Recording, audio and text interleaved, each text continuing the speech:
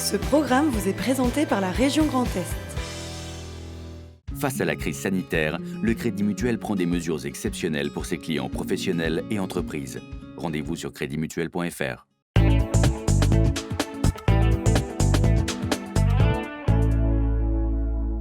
Bonsoir à toutes et à tous et bienvenue sur Alsace 20. Merci de nous rejoindre. Dans l'actualité de ce lundi 7 septembre 2020, le port du masque reste obligatoire à Strasbourg, au moins jusqu'au 30 septembre, annoncé la préfecture cet après-midi, faisant suite à la décision rendue hier soir par le Conseil d'État. Comme à chaque rentrée, les étudiants rencontrent de grandes difficultés pour trouver un logement. Cette année, les hôteliers sont sollicités pour répondre aux urgences. Et puis rencontre en fin de journal avec la nouvelle Miss Alsace. Elle s'appelle Aurélie Roux, elle a 24 ans et elle est originaire du Sungo.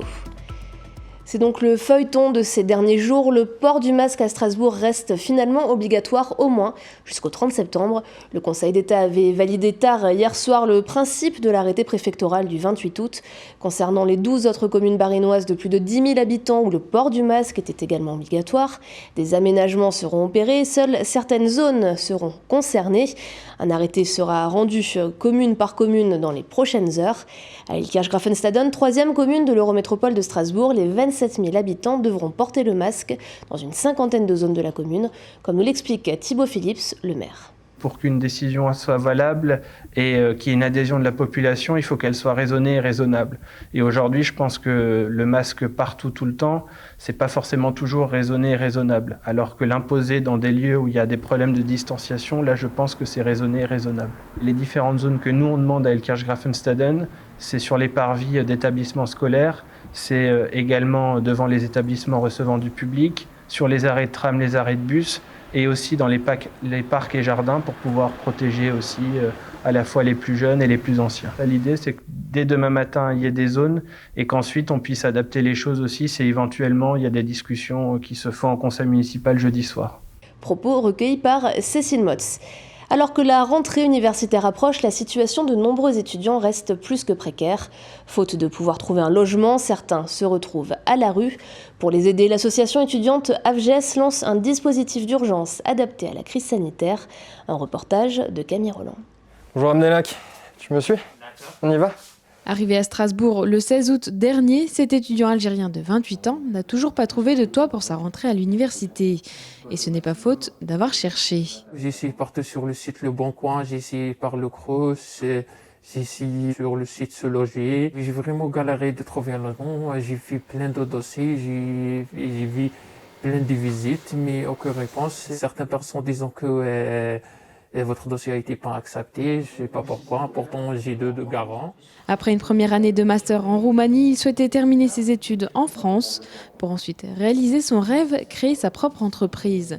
Mais sans solution de logement, il a dû se tourner vers l'association étudiante AVGES qui propose un dispositif d'hébergement d'urgence. On peut t'héberger normalement pour 15 jours. Donc en théorie, en 15 jours, normalement tu pourras trouver assez facilement un logement. Si tu n'y arrives pas, on reprendra un moment pour en discuter et voir qu'est-ce qu'on peut faire. La situation de cet étudiant est loin d'être exceptionnelle. L'année dernière, l'association a reçu 255 demandes et a pu héberger 89 personnes chez des familles accueillantes. Mais avec le Covid-19, c'est toute l'opération qui a été repensée. On a abandonné effectivement le système des familles et des hébergeurs volontaires à cause de la crise sanitaire et des difficultés que ça pouvait poser. On est parti plutôt sur un système qui fonctionne avec les hôteliers pour plusieurs raisons. Déjà parce que ça nous permet de garder un étudiant au même endroit pendant 2 semaines et aussi ça nous permet aussi de soutenir le secteur hôtelier qui est particulièrement en crise actuellement. La majeure partie des étudiants qui viennent ici sont d'origine étrangère, mais il y a aussi ceux qui n'ont pas les moyens financiers de payer leur loyer, alors même que le marché est saturé. On identifie 3 causes à la tension sur le logement à la rentrée. Le premier, c'est effectivement l'augmentation du prix des loyers. L'année dernière, sur un studio entre 20 et 30 mètres carrés, on était à 470 € en moyenne. Là, on est à 490, donc on a une augmentation en moyenne de 15-20 € par mois, ce qui est énorme. La deuxième raison qu'on identifie aussi, c'est malheureusement les pratiques aussi des propriétaires de Airbnb qui mettent énormément de logements en ligne à la rentrée, parfois à des prix exorbitants.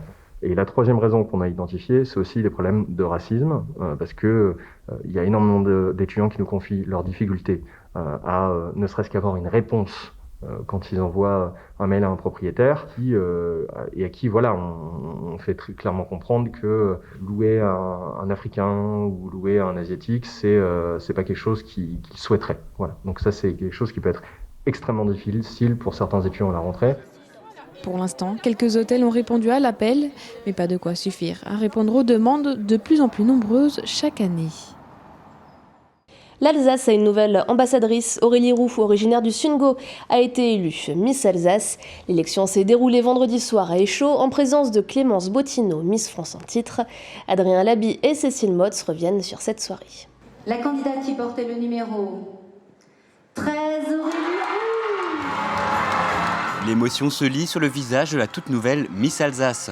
Aurélie Roux remporte le concours de beauté qui s'est tenu à Échaud vendredi soir. Âgée de 24 ans et originaire du Sungo, la jeune femme déjà favorite sur les réseaux sociaux réalise ce soir un rêve de longue date.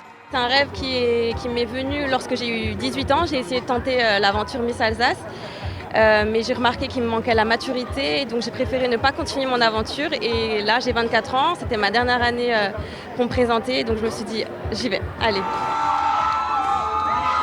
Un public en effervescence et des ambiances parfois dignes d'un match à la Méno. C'est peu dire que les 18 candidates ont mis la foule en délire.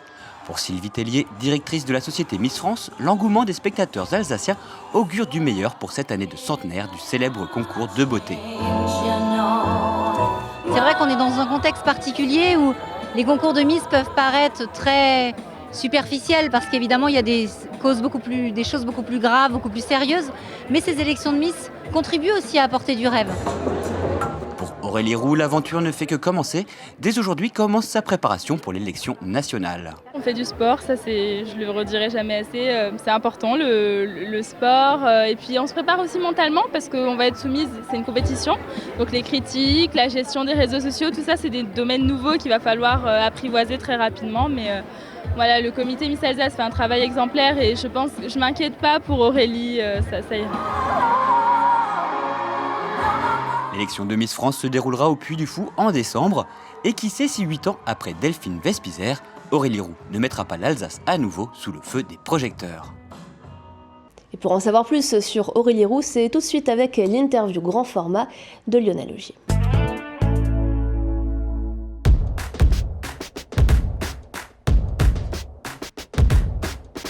C'était encore une inconnue il y a quelques jours, c'est aujourd'hui notre Miss Alsace. Comment allez-vous Aurélie Roux ?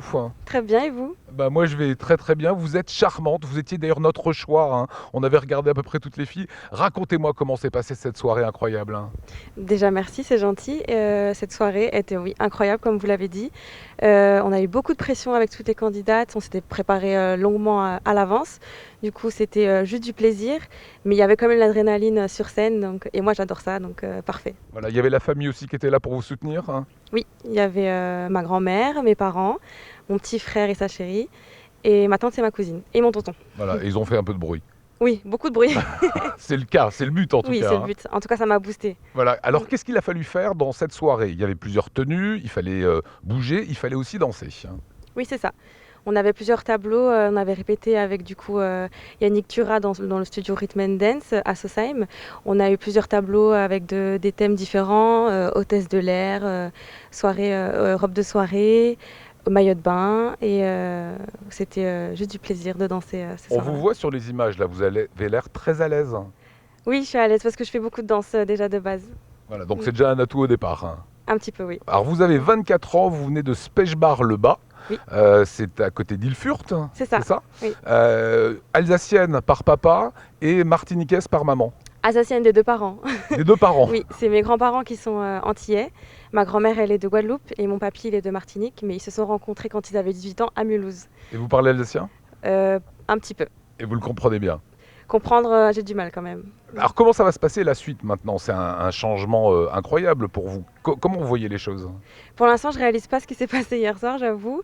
On va se préparer avec la délégation pour la suite et on verra. Je vais rester moi-même comme je suis restée moi-même tout au long de l'aventure.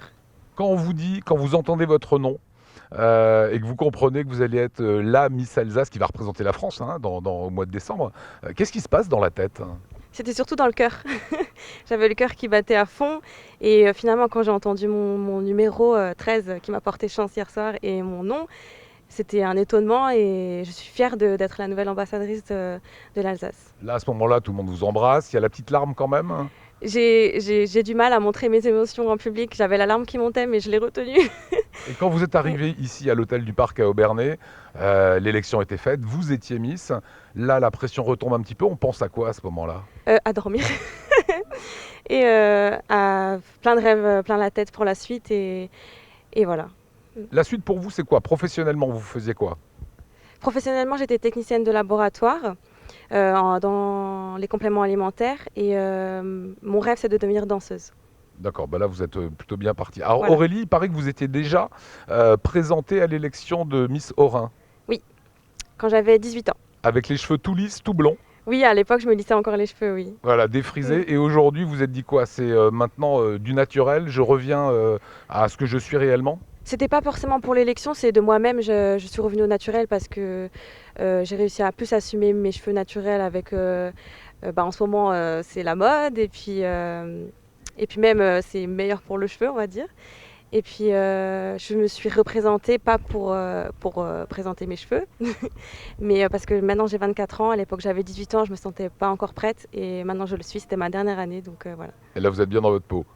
Oui. Voilà. Ça veut dire quoi représenter l'Alsace à l'élection Miss France en décembre? C'est quoi représenter l'Alsace? C'est porter haut et fort, les valeurs de notre magnifique région et montrer qu'en Alsace, on est les meilleurs. C'est quoi les valeurs de l'Alsace? Vous m'intriguez là, Aurélie. Les valeurs de l'Alsace, on est des bons vivants, on a une gastronomie super et on est des gens super. Vous savez que vous avez vos chances. Sylvie Tellier, la patronne de Miss France, elle vous a dit quoi après les résultats, après votre sacre? Elle m'a félicitée. Et par contre, j'ai pas eu trop l'occasion de parler avec elle pour l'instant encore. Voilà, moi je pense que vous avez votre chance, vos chances pour le titre de Miss France. C'est gentil. Vous y croyez? Oui, j'y crois. Mais je reste humble et moi-même. Et place maintenant à l'image du jour d'Olivier Anne. Il revient sur le port du masque à Strasbourg. La maire de Strasbourg, Jeanne Barzéguian, est réticente au port du masque tout le temps et partout, mais elle affirme travailler sans relâche sur la prévention et l'éducation à la santé.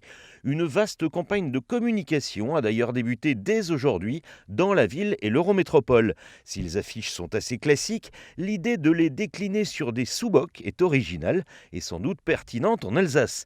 Faisant confiance aux Strasbourgeois, la maire a également demandé à la préfète que le port du masque ne soit pas obligatoire lors de la pratique d'activités de plein air et de nature, notamment dans les parcs, jardins et espaces verts urbains. Fin de ce journal, merci à vous de l'avoir suivi. La suite de la soirée sur Alsace 20, ce sera notamment du sport avec Top Sport comme tous les lundis. Et au programme ce soir, la course de côte de Turkheim, une Orinoise au championnat du monde de VTT et le début de saison compliqué des basketteurs de Souffelversheim touchés par le Covid. Vous retrouverez également un peu plus tard dans la soirée Grain de sel présenté par Nicolas Riffel. Et toute l'équipe d'Alsace 20 vous retrouve dès demain 19h pour un nouveau journal. Excellente soirée à tous.